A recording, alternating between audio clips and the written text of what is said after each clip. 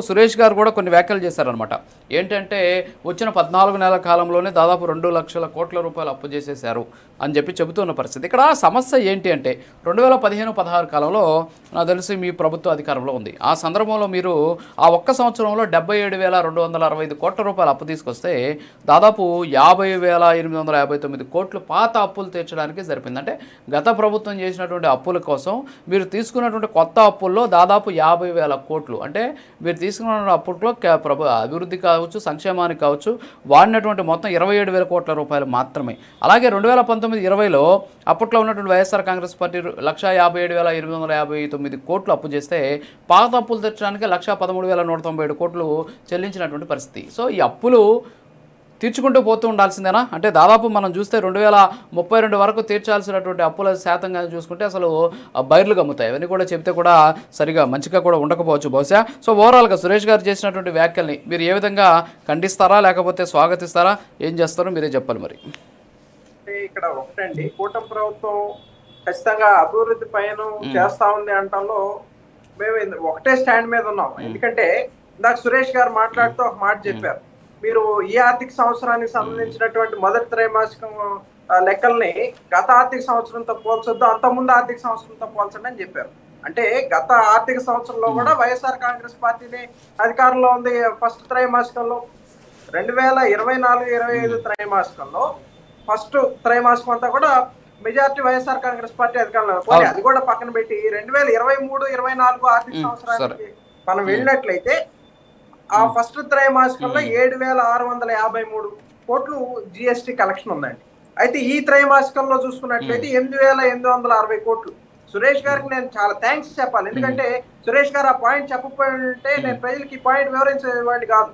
కాబట్టి ఏంటి, ఖచ్చితంగా గత వైఎస్ఆర్ కాంగ్రెస్ పార్టీ కంటే కూడా తెలుగుదేశం ప్రభుత్వంలో వృద్ధి ఉంది అనేది ఈ రోజు మనకి ఇక్కడ గణాంకాలు చెప్తా ఉన్నటువంటి పరిస్థితి ఉంది. అదేవిధంగా సురేష్ గారే చెప్పారు, కాదు 6% వృద్ధి ఏదో అంటే ఆయన పాపం 6% అంటే చాలా చిన్నదై ఉండొచ్చు, కానీ రాష్ట్రంలో గత 5 సంవత్సరాల్లో జరిగినటువంటి విధ్వంసానికి మాకు నిజంగానే పెద్దదండి.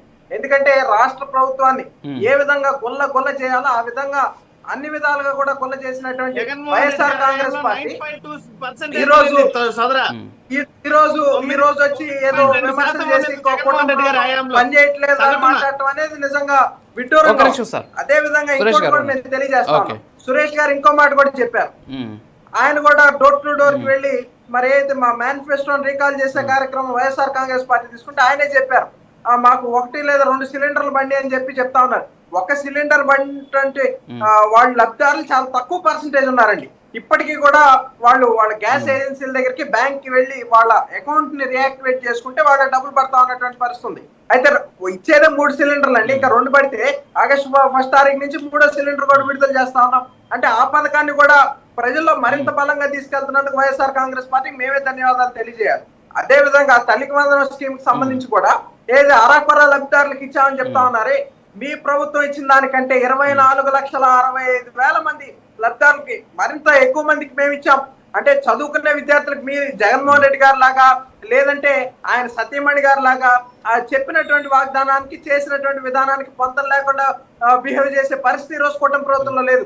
భారతిరెడ్డి గారు పులివెందులు వెళ్ళి ప్రతి విద్యార్థికి 15,000 రూపాయలు జగన్మోహన్ రెడ్డి గారు అధికారంలోకి రాగానే ఇస్తారని చెప్పారు, కానీ అది జరిగిందని జరగలేదు.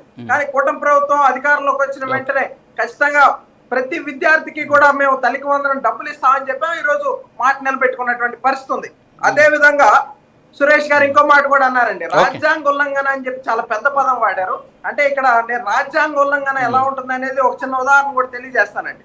వైఎస్ఆర్ కాంగ్రెస్ పార్టీ హయాంలో 200కు పైగా జీవోల్ని కోర్టులు కొట్టేసినటువంటి పరిస్థితి ఉంది. ఎందుకంటే రాజ్యాంగానికి వ్యతిరేకంగా ఉన్నాయి కాబట్టి. అంత రాజ్యాంగ వ్యతిరేక పరిపాలన మేము ఎప్పుడు చేయలేదండి.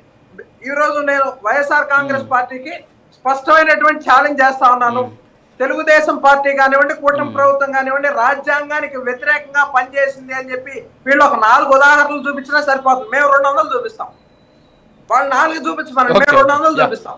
అంటే ఇక్కడ ఒకటి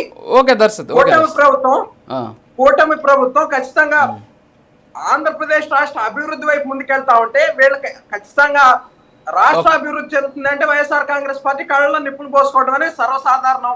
ఎందుకంటే మేము చేసిన అభివృద్ధిని ప్రజలకు చూపించాలని చూస్తాం. జగన్మోహన్ రెడ్డి గారు జైలు చుట్టూ తిరిగి నేరస్తులను పరామర్శించుకోవాలని ఆయన చూస్తాడు.